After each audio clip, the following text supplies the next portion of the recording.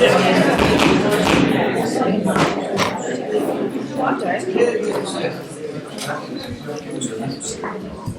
yeah.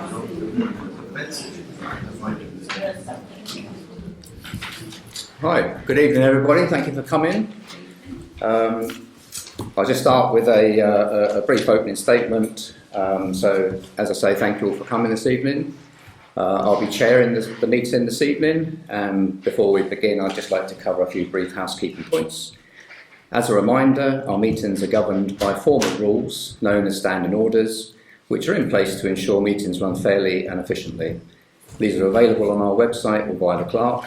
This includes expectations for the conduct of everyone present, that's councillors and members of the public alike. Public participation session. Members of the public are able to express a view or ask a question on relevant matters on the agenda and are welcome to stay and observe the rest of the meeting, but may not speak or interrupt the meeting following the public participation session. Each speaker to have a maximum of 3 minutes to address the council. In line with Standing Order 3H, please note that any questions raised during public participation do not necessarily require a response at the meeting and will not prompt a debate. A response may be given in writing or orally at a later date as appropriate. All comments or questions should be addressed through the chair, and only one person may speak at a time, and I'll be grateful if you can raise your hand to indicate you wish to speak. I'm recording the meeting this evening. Just finally, I'd like to ask if you can switch off any digital devices so that we can minimise interruptions. Thank you.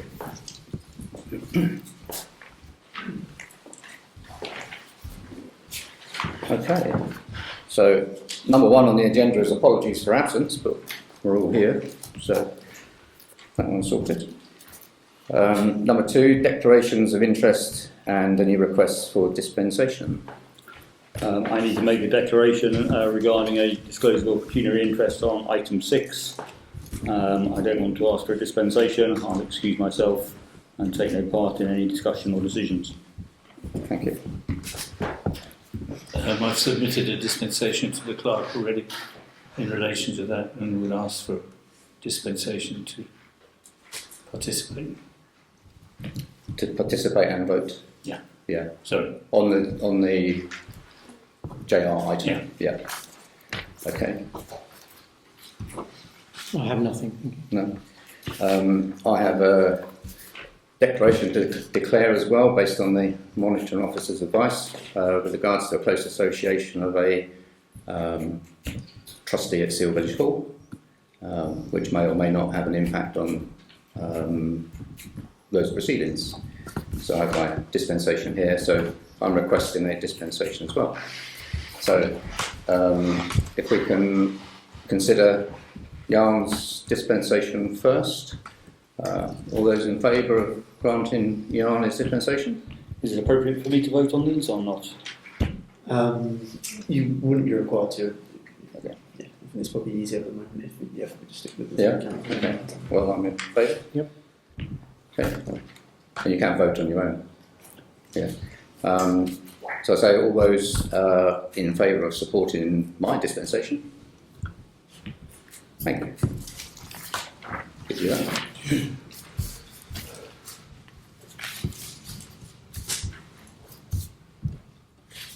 Okay. So number 3 is representations from the public. As I said earlier, each speaker will be limited to 3 minutes. Before we begin on the public participation, I'll just make a brief statement.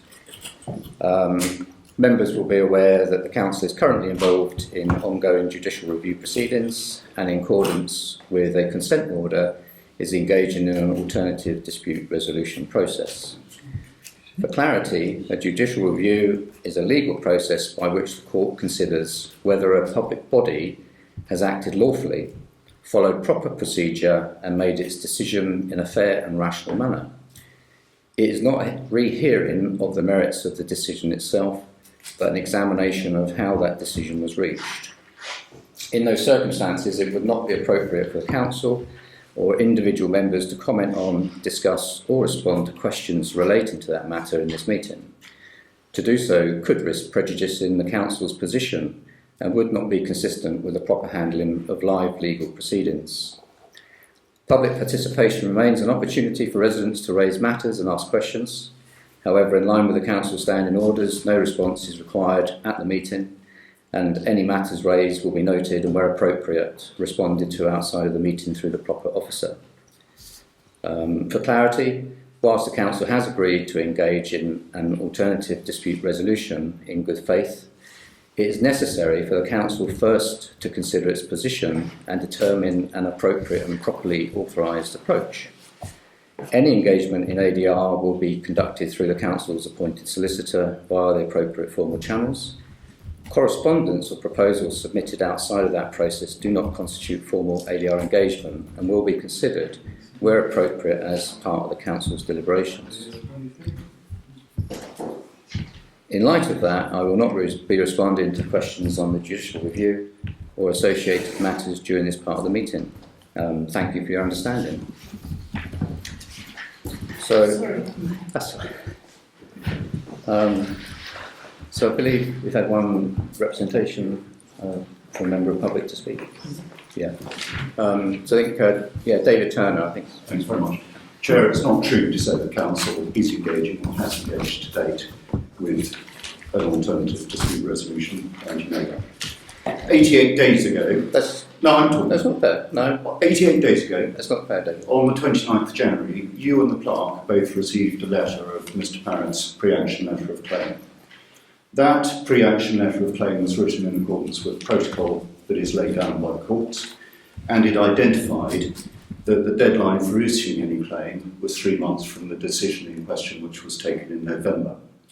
That letter asked for a substantive response to be provided within 14 days, which is consistent with the deadline proposed by the protocol. The residents of this parish were accordingly entitled to expect that that letter would receive the attention on an urgent basis that it merited, not least to limit the potential exposure to costs that the parish faces. But no emergency meeting of the Council was convened. A scheduled meeting of the Council took place on the 16th of February, so after the deadline for responding to the letter. Wood Lane wasn't even on the agenda at that meeting. At the meeting, I suggested the Council was sleepwalking its way into litigation with potentially ruinous consequences for this parish. Proceedings were served on the 11th of March. Just 5 days later, 6 weeks ago today, a scheduled meeting of the Council took place. The claim was item 12 on the agenda, but no discussion took place because the Council was in chorus on that occasion. Again, no emergency meeting was subsequently convened to make good the need for a discussion to take place so that the Council could decide what to do.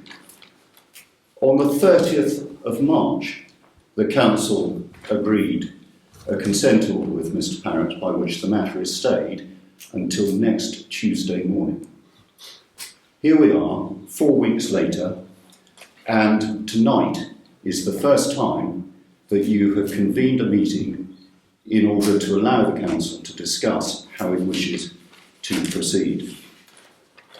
By the recitals to the order that was entered into 4 weeks ago, the Council agreed that it would engage in an alternative dispute resolution in good faith. It has not done so to date. So you have waited 4 weeks, 80% of the time available, to hold tonight's meeting, and here you are, yet to decide what to do, yet to decide how to engage in an ADR process, when there is just 8 days left until the stay expires. My use of the term sleepwalking at the February meeting was entirely wrong. In truth, the Council has displayed total inertia for almost all of the 11.5 weeks that has elapsed since the 29th of January. Any judge who had to consider the Council's behaviour would be very critical of it, and that criticism would almost certainly sound in costs that would have to be funded not by the council as such, but by every single person in this room who contributes to the parish precept. I hope that you will belatedly recognise the urgency of the situation.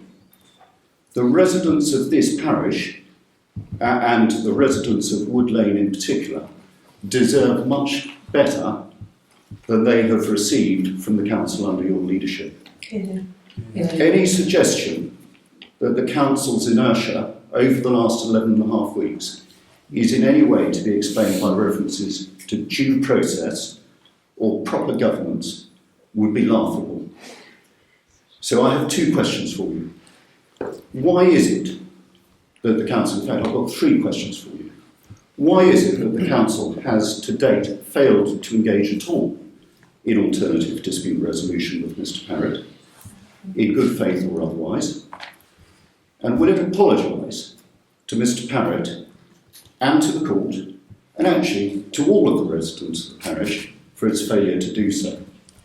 My third question is, why on earth does the parish council seek to lay down preconditions for the manner in which Mr Parrott can engage with the council in ADR by demanding that all correspondence or communication has to come through Mr Parrott's solicitors 5 minutes. to your solicitors? So those are my questions. Thank you, David. I did give you a chance to speak there. Would anyone else like to speak? Other than to say that everything David has said is completely correct, and the parish is not being well served by the attitude on any particular point to do with this matter.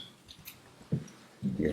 Sorry, you wish to speak? Yes, for the last question, it's a bit relevant towards what David said, but we'd like to know how we can justify the expenditure of our public money in order to engage with this judicial review when 83% of respondents voted against your actions, your planned actions.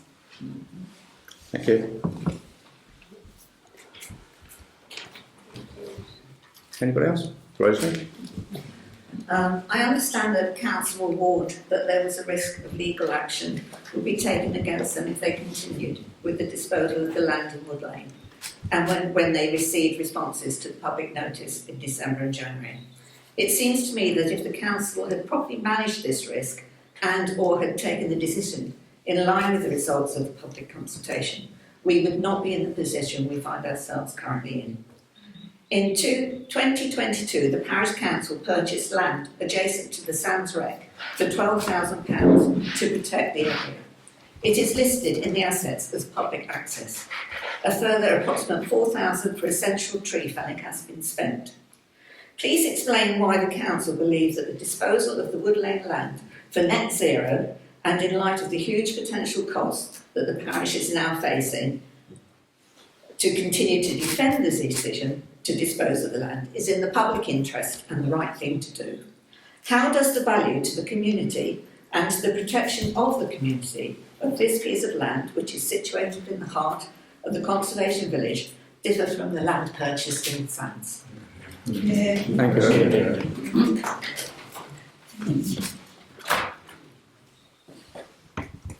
Nicola, please. Yeah, I just wanted to say that I don't think everybody in the village has the same sentiment as what has been spoken tonight. And I feel that some of the language or presentation could be interpreted as quite intimidating. And I would also like to put my point across that I feel that the land at Wood Lane has become unmanageable, and whoever owns it will always have a trouble in keeping people happy about what's going on that piece of land. And so I feel that the only option for that piece of land would be for it to be handed to the people of Wood Lane for them to manage themselves. And so I would support the disposal of the land, and that it should be sold in the best interest of the village, is what the parish councillors should be doing, to the people of Wood Lane for them to manage. So any complaints about the land will be dealt with by that trust or that group of people. But I do find but some of the language is very intimidating.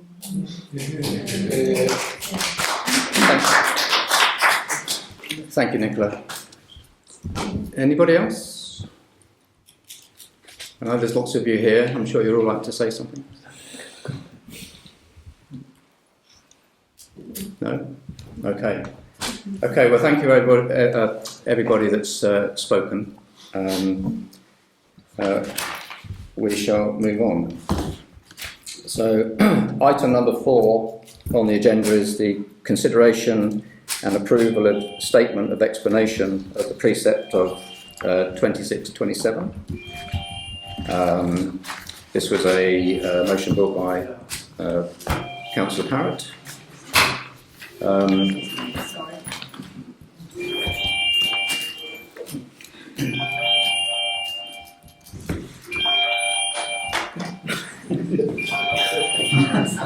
It happens every time, Chairman.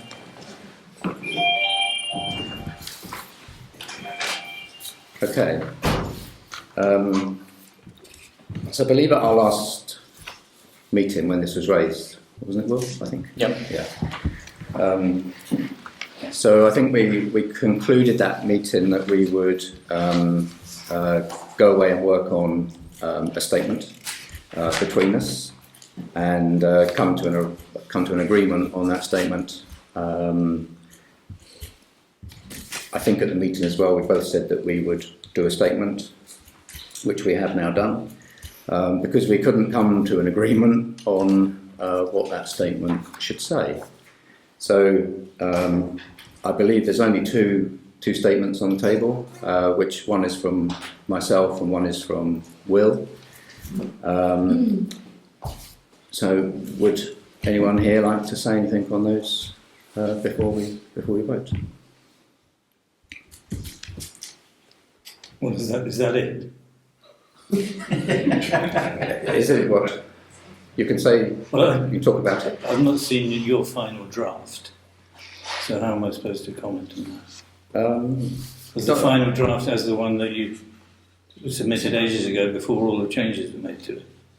I think my final draft was my version 3 or version 4, which I sent to you, and that's where I said that I would leave it and that I would ask anybody else who wanted to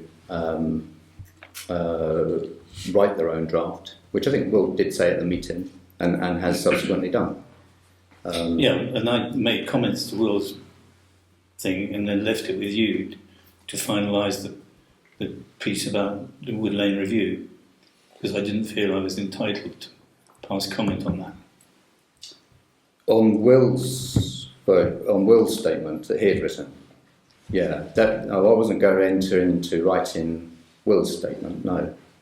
I'd written one that I felt, and I'd made the changes that everyone had put in that I felt I wanted to say. And obviously you each had an opportunity to write your own to do so. So no, I've got to version 4 of mine, and that was what I did. Yeah, Chair, what the parish is looking for is an explanation of how we've got to where we are. Your version just states the facts. Our version, pretty good start. our version gives an explanation of those facts and how. I think mine does go some way to an explanation. I don't think it does, with respect. Yeah.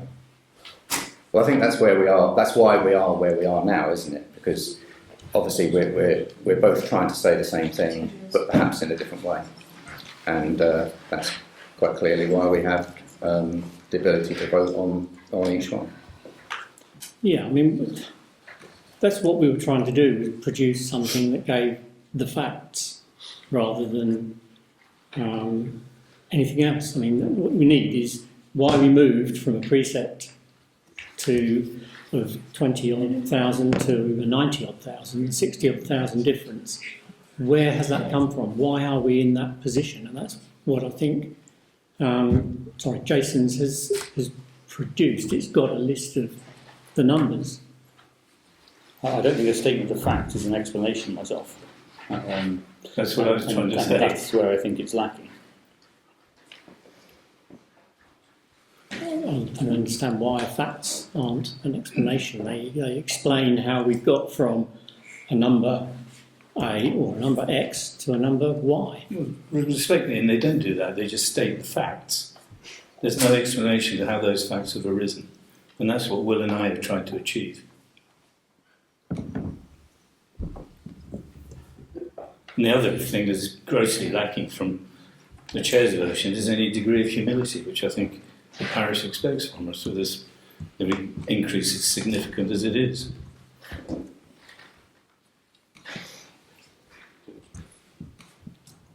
I find it's sort of untenable to me that we can justify a rise of over 250% without sort of admitting that somewhere along the line something's gone a little bit wrong. I don't think anyone's been doing anything naughty, but I do think that some things have gone wrong. And if they hadn't gone wrong, we wouldn't be having to increase the precept by 259%. It's quite, it's the extraordinary increase. And I think we should have the humility to own up to that, and that gives confidence to people that it's not going to happen again, hopefully. And going back to stating the facts and explanation, it is quite different. I spend hours marking exam papers, and the word state means very different to explain. And we did promise an explanation. So, employing a qualified permanent clerk and an RFO has provided or gave an uplift of around 6,500. Is that an explanation or a fact? I think you need facts for explanation, isn't it? The explanation is the fact that we haven't been doing good budget versus actual controls. No, that wasn't the question. The question is for 6,500 uplift as a result of employing a qualified permanent clerk, part-time clerk, is that not an explanation of why it went up by 6,500? I would say it's more of a fact. It doesn't say why we've had to increase it by that amount, does it? Yeah. And it also doesn't refer back to the fact. It also doesn't refer back to the fact that our total clerk cost last year was something like 3 times the original budget. And if the parish had been aware of this and been made aware of that during meetings, we might have had an understanding that the cost for our clerk was going to have to increase, and therefore there was likely to be a precept increase. Well, I think we did. And that's the explanation. Well, we have explained that the temporary clerk cost an additional 13,000. But that should have been ongoing during the year. It was. Yes, it resulted in a total of... I'm a pretty regular attender. I have always been a regular attender at these parish meetings, and I wasn't aware that it was that. We were spending 3 times what we expected. And what action did the council take to reduce the cost and try and control it? The budget is what you're supposed to keep to. That's not related to a precept explanation. But it's related to a problem, isn't it? That we didn't have good control. The clerk costs, if we're picking on that particular one, that was reported at all the meetings, and there is a list of financials that are on the website, and I'm sure within those it would show what we were paying for that clerk at the time. The list of financials sort of dies out when Tracy left, I think. Yes, but it does. But it still does show what we were paying and what we were into, and it was no secret that I'm afraid a locum clerk was costing us more than a permanent clerk would. You say we lost track of or lost focus on any of the financials. Our last clerk resigned in March time. March 8th. Yes, Yeah. the end of the 24-25. And so obviously after the precept and budget was set for this year, so I'm not sure how we could foresee, whilst at the time of setting the budget and the precept, that we would have admittedly a huge extra clerk cost at that time. But I think if you'd had regular budget versus actual comparisons, you'd have seen the overspend and could have done something to try and minimise that overspend. And also, if other people had seen that, they'd have been more aware of it. What could we have done to minimise that particular cost? You could potentially reduce the number of meetings, couldn't you? We have more meetings than are required, and that's a major meeting for the clerk. So a major cost for the clerk. It doesn't always. I think the clerk costs are a little bit of a red herring in this account. What we're talking about here is that there are places where we should have been making accruals for stuff, which would have not resulted in such a massive increase if we want to spell it out in black and white. And those relate to playground equipment, those relate to reduced income from services from our sports fields, and various other things that weren't accrued for at the time. How can we accrue for reduced income when we don't know about it before the following year? That's one item. We had this discussion before about what could be foreseen and that could be accrued for. And given that the neighbourhood plan, we weren't aware that the funding was going to be withdrawn before the precept was set. So that's £10,000. That funding was withdrawn in June last year. No, We've already set our I precept. wasn't alluding to the neighbourhood plan at all. As an example, we can't foresee everything. Well, playground that was one equipment we can. Drainage for the fields we can. The elections we can. And none of that was accrued for. And I think we owe it to the parish to explain that. That's why I want an explanation and not statements of facts. Three items. The drainage at the moment is budgeted at £10,000, but I'd like to think that we can do it for a lot less. The play equipment is budgeted at £5,000. And what was the other one? The elections, wasn't it? Elections. Yeah. So to me, that's £19,400. It's not, within the budget. It is not a huge factor. It's a third of the increase. Yeah, and if you compare it to our old precept, our old precept was about 25,000.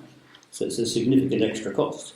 And all we're saying is that 19,000, we should have been putting money away in previous years, such that money is available We to had. spend when we need to spend. We had. And so where is the specific reserve for elections then? I think that's one thing that we do need to do. Was something I was trying to do in my very short tenure as chairman, was to have allocated costs to budgets for line items within our precepts and within our expenditure. No. At the time, we had a temporary locum clerk who wasn't as financially aware as I'd hoped, and wasn't as IT literate as I'd hoped. So I wasn't able to get any of that work done. So you'd agree it would have been a good idea to have reserves for these items? Those items were in a reserve. We've got a reserve, and we've got a current account budget, or current account. Yeah, but the general reserve is now pretty low, isn't it? It is, for the reasons that we had to pay, or the reason is, a lot of that went on locum clerk costs. We had to draw on reserves to pay for locum clerk costs.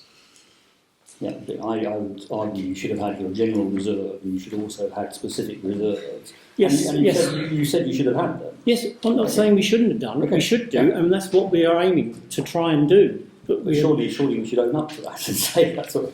I think that's been a fact in a lot of meetings that we said for a long time that we wanted some sort of earmarked reserves, and we never had them.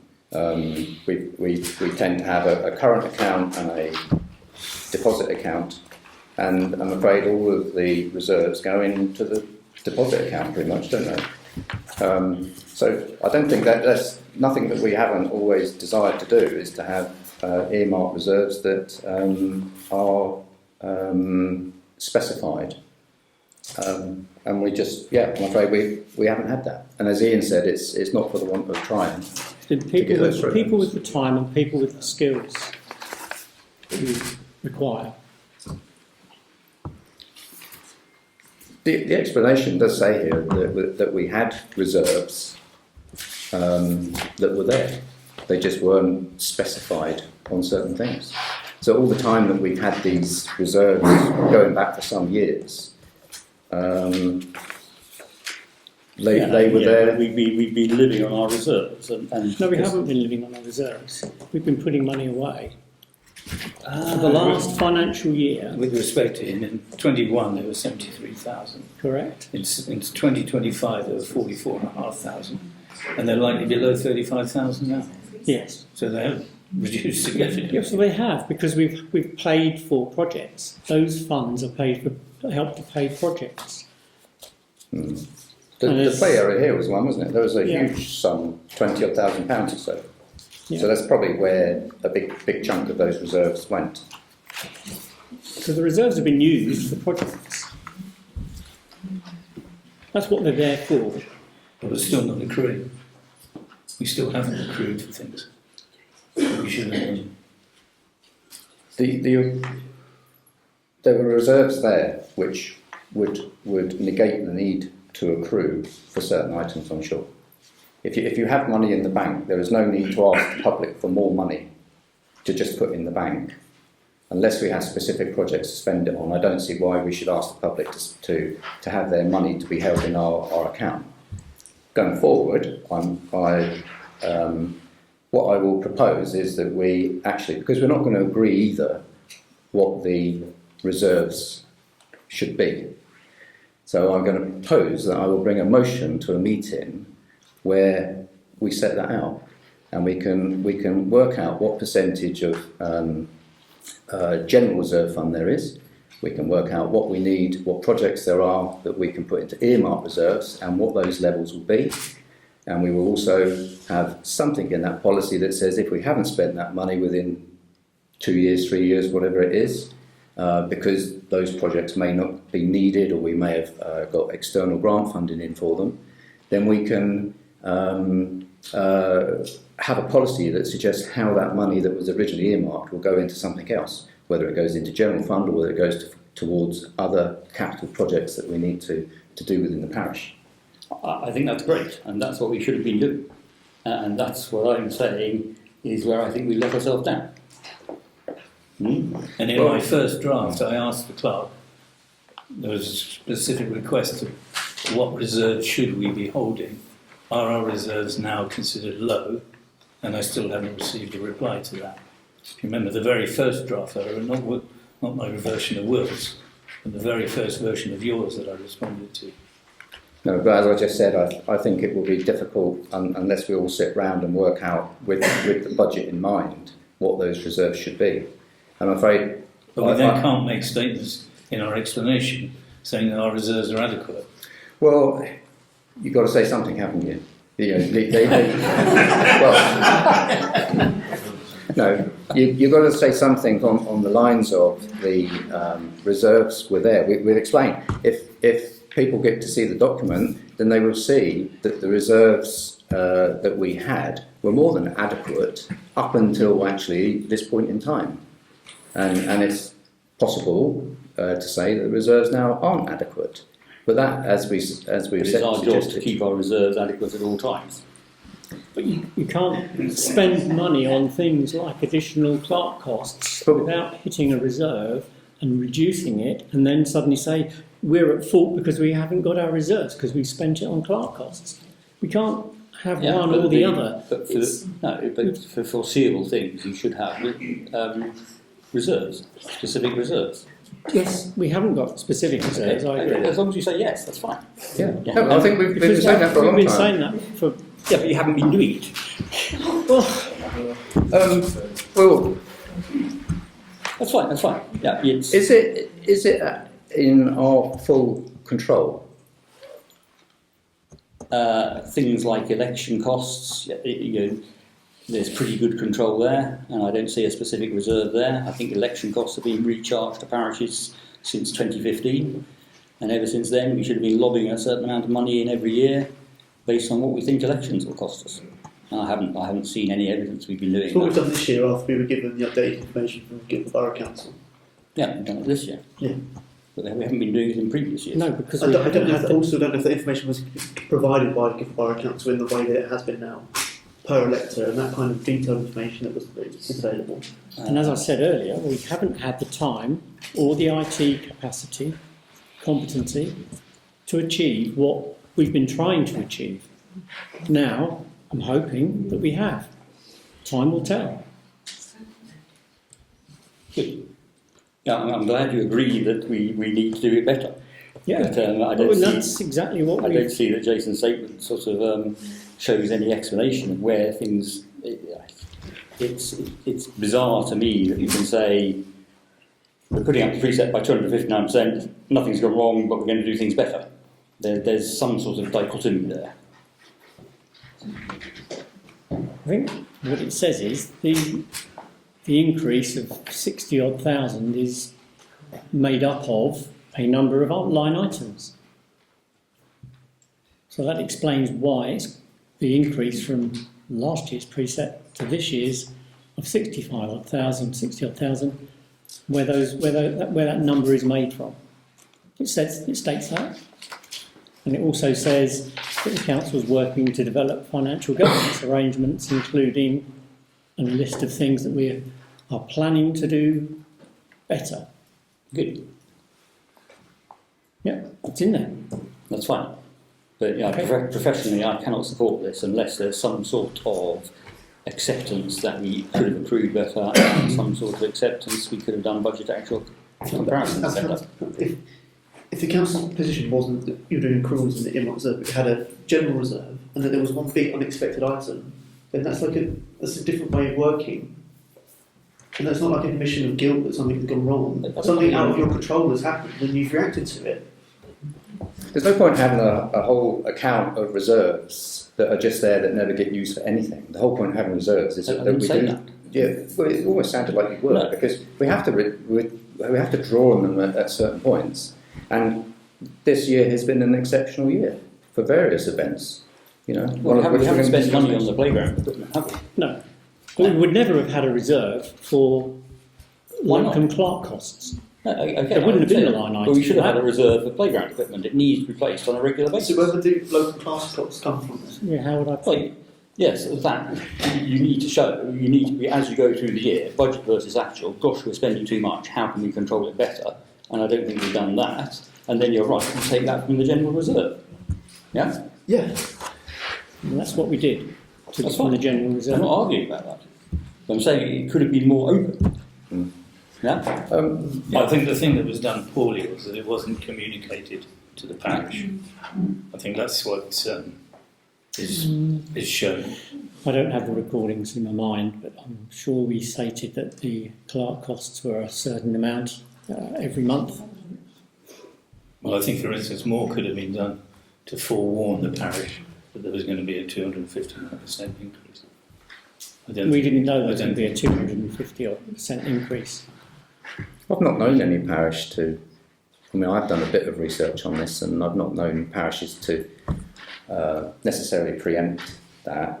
It's always usually a statement of what has happened over the year and how those increases, if necessary, have been arrived at. Not sure that council would sit round and work out wording to preempt something that may or may not happen or occur.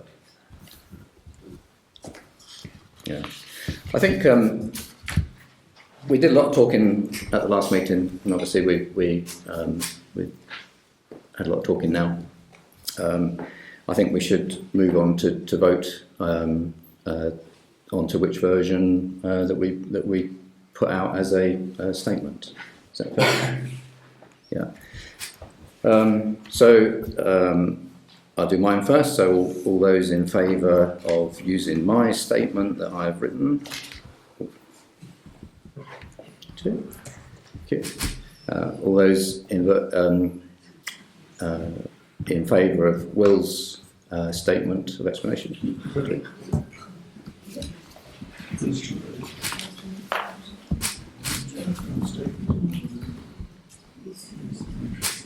So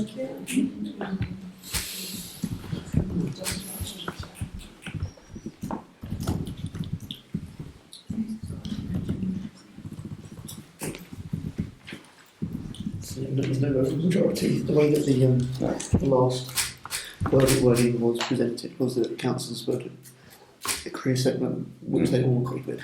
So I guess in this sense we've not resolved the previous paper. Sorry, could you speak up? I'm just talking to the chairman at the moment. Yeah. They're on seat, is it? No, it's just that that's my job.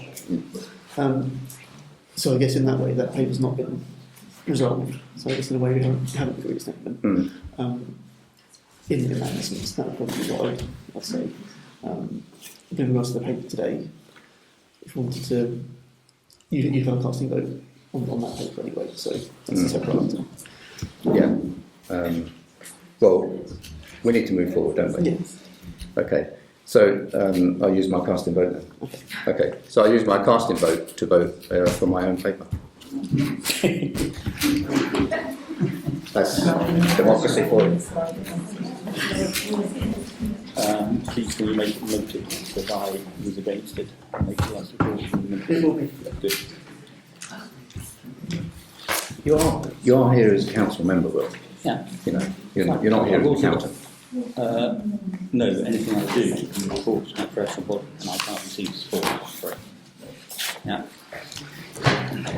Well, you have said that, but I'm still surprised that we are all councillors that are supporting the council. Yeah. You've got to respect my professional needs. Well, Yeah. I'd like to respect the what we do as a role as a council. And that's what I'm not arguing about. Yours is passed. Yeah. Okay. So with regards to the judicial review, is there anything that we can say on that agenda item in public? In regards to the paper, no. I think it would be best if to move with item 5. Okay. So we're just saying that I was just asking whether or not we can hear any of the discussion on the judicial review item in public. But the clerk has advised me that we can't. Right. Hence why there is, we will have an exclusion to public and press now in order that we can facilitate those discussions going forward. So item 5 is exclusion of press and public. To resolve that under section 100A4 of the Local Government Act 1972, the press and public be excluded from the meeting during consideration of the following item on the grounds that involves the likely disclosure of exempt information. So all those in favour? Thank you. Unanimous. So yes, we'll move on to item 6. So I'm afraid I'll have to ask you all to leave now, but thank you very much for coming. Thank you.